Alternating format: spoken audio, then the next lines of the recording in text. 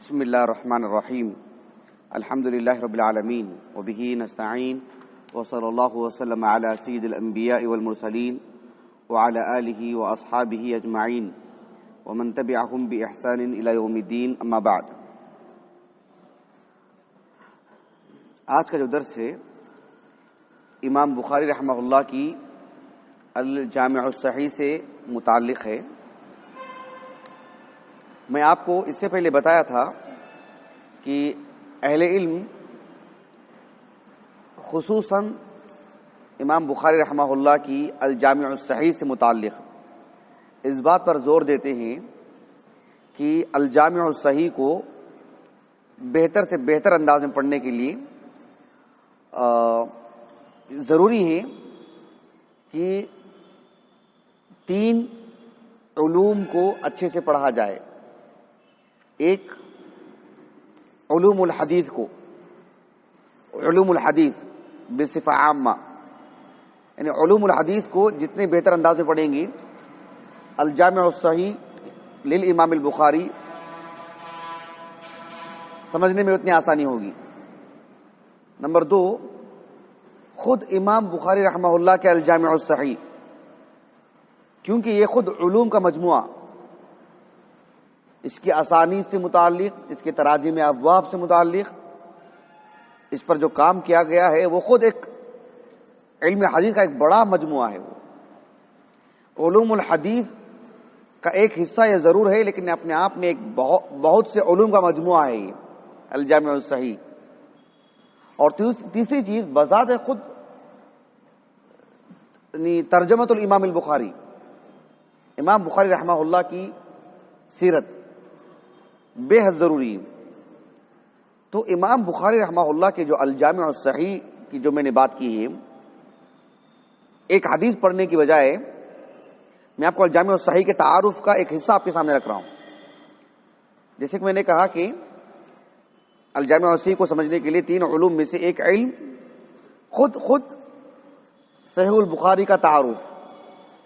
تو امام بخاری رحمہ اللہ عام محدثین کی طرح کتب ستہ کے جو مؤلفین ہیں، جو احادیث کو اللہ کے رسول صلی اللہ علیہ وسلم کے اقوال اور افعال کو اپنی سند سے بیان کرتے ہیں، کتب ستہ کے دیگر مؤلفین اور عام حدیث کے جو مؤلفین ہیں کتب احادیث کے طرح، لیکن جب امام بخاری رحمہ اللہ اپنے استاذ سے ان الفاظ میں روایت کرنے کی بجائے کہ حدثنا اخبرنا، یہ بات ذہن نشین کر لیں کہ امام بخاری کے پاس رحمہ اللہ حدثنا اخبرنا انبانا میں کوئی فرق نہیں ہے۔ جو بات کے محدثین میں ایک دقیق سا فرق ہے، خاص کر امام بیہقی وغیرہ اور ان کے بعد کے علماء میں محدثین میں حدثنا اور اخبرنا میں جو دقیق فرق ہے عرض اور سماع کو لے کر، امام بخاری رحمہ اللہ کے ہاں ایسا فرق نہیں، حدثنا ای اخبرنا، اخبرنا ای حدثنا۔ لیکن مجھے جو بتانا ہے وہ یہ آج کے درس میں، امام بخاری رحمہ اللہ جب اپنے کسی استاذ کا نام لے کر کہتے ہوں کہ قال لنا، امام بخاری کے ایک استاذ ہے ابو نعیم الفضل ابن دکین، حدثنا ابو نعیم الفضل ابن دکین، یہ کہنے کی بجائے قال ابو نعیم کہتے ہوں۔ امام بخاری رحمہ اللہ کے ایک استاذ ہیں عبداللہ بن عثمان، عبدان کے لقب سے معروف ہیں، قال عبدان کہتے ہوں۔ امام بخاری رحمہ اللہ کے ایک استاذ سعید بن ابی مریم المصری، حدثنا کہنے کی بجائے قال سعید بن مریم کہتے ہوں۔ تو اپنے استاذ کی مرویات کو حدثنا اور اخبرنا سے حدیث بیان کرنے کی بجائے قال لنا کہتے ہوں۔ یہ کب کہتے ہیں، کس مناسبت سے کہتے ہیں، کیا مقصود ہوتا ہے، اس بارے میں آج پڑھیں گے انشاءاللہ۔ ایک بات دھیان دیجیے گا کہ امام بخاری رحمہ اللہ کا الجامع الصحیح میں جو احادیث لاتے ہیں، سند سے جو احادیث بیان کرتے ہیں، اس سلسلے میں امام بخاری رحمہ اللہ کا اپنا ایک موقف ہے، اس کو محدثین عادات سے تعبیر کرتے ہیں. کس سے؟ ہم اردو زبان میں بولتے ہیں نا ان کی عادتیں بڑی اچھی ہیں، ان کی عادتیں بڑی خراب ہیں. عادت تو بالکل ویسے من عادت البخاری، عادات الامام البخاری، یہ امام بخاری رحمہ اللہ کے عادات میں سے ہے کہ حدیث کو کس انداز میں بیان کرتے ہیں. حدیث کو اختصار سے لانا، تقطیع الحدیث، یہ سب آپ کی صحیح بخاری کے سے متعلق جو ہے مطلب تعارفی باتیں ہیں. دھیرے دھیرے سمجھاؤں گا میں آپ کو انشاءاللہ. تو آج اس بارے میں پڑھیں گے انشاءاللہ امام بخاری رحمہ اللہ کا ترجمۃ الباب. فقہی اعتبار سے آپ کی کیا کیا عادات ہیں اور سند کے اعتبار سے آپ کی کیا کیا عادات ہیں ہم گاہے بگاہے پڑھیں گے انشاءاللہ. تو آج جو پڑھنے جا رہے ہیں جیسے کہ میں نے کہا کہ امام بخاری رحمہ اللہ کا کسی بھی راوی سے متعلق ایسا نہیں، کسی بھی راوی سے متعلق نہیں، اپنے اساتذہ سے حدثنا اور اخبرنا کی بجائے قال کہتے ہوں، قال لنا. تو یہ کب کہتے ہیں امام بخاری رحمہ اللہ؟ مثلا پہلے ایک حدیث پڑھ لیتے ہیں. صحیح بخاری کی کتاب الصوم، کتاب الصوم باب نمبر 32 باب ہے باب الحجامۃ والقیء للصائم. جو کتاب الصوم کی حدیث نمبر ہے 1930/8 1930/8 1938. اس نمبر والی جو حدیث ہے اس سے پہلے آپ دیکھیے اس باب کے تحت امام بخاری کہتے ہیں وقال لی یحییٰ بن صالح. حمص کے ہیں، ملک شام کے علماء میں سے امام بخاری کے استاذ ہیں، امام بخاری کے استاذ ہیں. یہ جو یحییٰ بن صالح ہیں 222 ہجری سن وفات ہے ان کا. کتب ستہ کی سبھی کتابوں میں آپ کی مرویات ہیں سوائے امام نسائی کی السنن کے. صدوق راوی ہیں من اہل الرائے. لیکن مجھے کہنا یہ ہے کہ یحییٰ بن صالح الوحاضی ابو زکریا الشامی الدمشقی حمص میں رہا کرتے تھے، تو امام بخاری کے استاذ ہیں. لیکن امام بخاری نے کیا کہا؟ وقال لی یحییٰ بن صالح، حدثنا یحییٰ بن صالح نہیں کہا، اخبرنا یحییٰ بن صالح نہیں کہا، وقال لی یحییٰ بن صالح. حافظ ابن حجر رحمہ اللہ ان کی جو فتح الباری دار طیبہ کی ہے ہمارے پاس، جلد نمبر 5 صفحہ نمبر 325، ابن حجر رحمہ اللہ کہتے ہیں کہ امام بخاری کا یہ کہنا قولہ یعنی ای قول الامام البخاری وقال لی یحییٰ بن صالح، امام بخاری کا یحییٰ بن صالح کے بارے میں یہ کہنا کہ قال لی، کہا کہ ہاکذا وقع فی جمیع النسخ من الصحیح، صحیح البخاری کے سبھی نسخوں میں یہی بات ہے کہ وقال علی یحییٰ بن صالح. اس کے بعد دیکھیں ابن حجر نے جو کہا وہ قابل غور ہے. آپ کہتے ہیں وعادت البخاری الاتیان بهذه الصیغة فی الموقوفات اذا اسندها، کہ امام بخاری رحمہ اللہ کی یہ عادت ہے کہ کوئی حدیث مرفوع نہیں بلکہ موقوف ہو. موقوف یعنی جو سند صحابی پر جا کر کے رک جاتی ہے، مرفوع نہ ہو. وہ احادیث جو مرفوعات میں سے نہیں ہیں بلکہ موقوفات میں سے ہیں، جو صحابی پر جا کر وقف کرتی ہیں، رک جاتی ہیں. تو موقوف روایات کو جب اپنی سند سے بیان کرتے ہیں، اذا اسندها الموقوفات، اذا اسند الامام البخاری الموقوفاتی، جب امام بخاری موقوف روایات کو، مرفوع کو نہیں، موقوف روایات کو اپنی سند سے بیان کرتے ہیں، تب امام بخاری رحمہ اللہ اپنے استاذ سے جب اس موقوف روایات کو مسند بیان کریں گے، مسند یعنی متصلاً بیان کرتے ہوں، تو پھر قال لنا ان الفاظ، ان اسلوب سے اس کو بیان کرتے ہیں. وعادت البخاری الاتیان بهذه الصیغة فی الموقوفات اذا اسندها، جب موقوفات کو آپ اپنی سند سے بیان کرتے ہو تب جا کر کے آپ اس طرح کی تعبیر اختیار فرماتے ہیں. یہ دقیق بات واضح ہوئی آپ کو. یہ جو کتاب ہے عادات الامام البخاری فی صحیحہ، جو محدث الحرمین الشیخ عبدالحق بن عبد الواحد الہاشمی قدیم عالم دین ہیں، کم و بیش ان کا انتقال ہو کر کے یعنی ایک 40 45 50 سال کے قریب ہونے جا رہا ہے. لگ بھگ 1972 میں انتقال ہوا. 1972 میں انتقال ہوا آپ کا. بڑی وقی اور دقیق کتاب ہے ماشاءاللہ. تو اس میں امام بخاری رحمہ اللہ کی عادات میں سے اس ایک بات کو بھی بیان کیا گیا ہے. ایک قابل غور بات اور میں آپ کو مزید تاکید سے کہہ رہا ہوں کہ بہت ہی قابل غور بات ہے.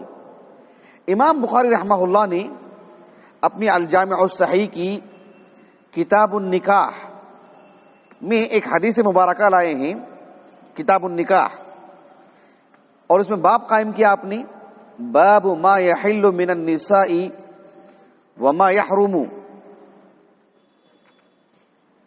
کتاب النکاح 7ویں کتاب ہے، اور امام بخاری رحمہ اللہ نے اس پر جو باب قائم کیا ہے کہ باب ما یحل من النساء وما یحرم، باب نمبر ہے 24.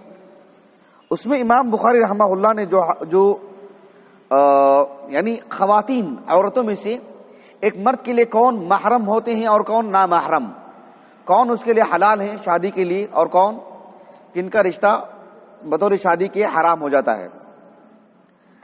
حدیث نمبر ہے 5105. حدیث مبارکہ دیکھیں، امام بخاری رحمہ اللہ نے کہا وقال لنا احمد بن حنبل قال حدثنا يحيى بن سعيد عن سفيان قال حدثني حبيب عن سعيد عن ابن عباس حرم من النسب 7 ومن السحر 7، کہ نسب کے اعتبار سے 7 طرح کے رشتے بطور شادی کے حرام ہو جاتے ہیں، اور سسرالی طور پر بھی 7. اس کے بعد جو سورۃ النساء کی آیت کریمہ ہے اس کو آپ نے ذکر کیا، حرمت علیکم امہاتکم. یہاں مجھے بتانا یہ ہے کہ اس حدیث مبارکہ کو امام بخاری نے کیسے بیان کیا کہ وقال لنا احمد بن حنبل. حدثنا احمد بن حنبل نہیں کہا بلکہ وقال لنا احمد بن حنبل.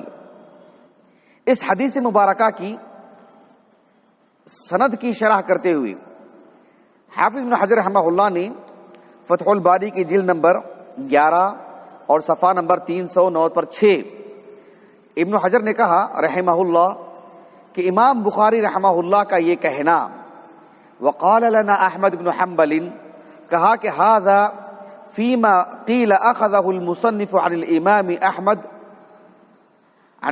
احمد في المذاكرة او الاجازة، کہ امام احمد بن حنبل کے بارے میں اہل علم یہ کہتے ہیں کہ امام بخاری رحمہ اللہ کا یہ کہنا کہ قال لنا احمد بن حنبل، گویا کہ امام بخاری نے من باب المذاکرہ، کیسے مان لو کہ 2 3 2 یا 2 سے زائد 10 علماء یا 2 ہی علماء یا علی الاقل 2 سے کچھ زائد اہل علم بیٹھے ہوں اور احادیث کا مذاکرہ کر رہے ہوں کہ یہ حدیث مبارکہ کے کتنے طرق ہیں، اس کی کتنی اسانید ہیں، کہاں جو ہے مطلب کس طرح کی علت ہے، کہاں کیا اختلاف ہے وغیرہ.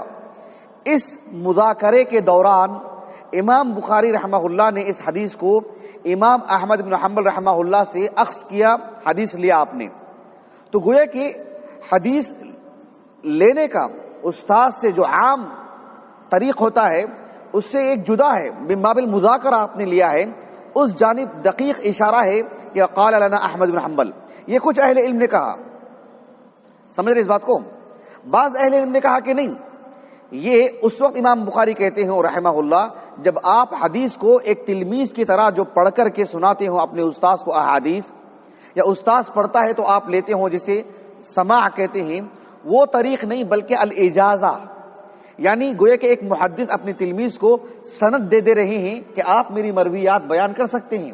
اس جانب اشارہ ہے امام بخاری کو کہ قال لنا احمد بن حنبل، کہ یہ از طریق سماع نہیں ہے یا از طریق عرض نہیں ہے، بلکہ یہ اجازہ ہے جو امام احمد حنبل نے مجھے یعنی اجازہ دیا ہے کہ میں ان کی مرویات کو بیان کرتا ہوں. حافظ ابن حجر نے کہا رحمہ اللہ یہ دونوں باتیں درست نہیں ہیں. درست کون سی بات ہے؟ ابن حجر کے پاس میں آگے بتاؤں گا ایک زائد بات. حافظ ابن حجر کا یہ کہنا رحمہ اللہ کہ والذی ظہر لی بالاستقراء انہ انما استعمل هذه الصيغة في الموقوفات وربما استعملها فيما فيه قصور ما عن شرطه والذي هنا من الشق الاول.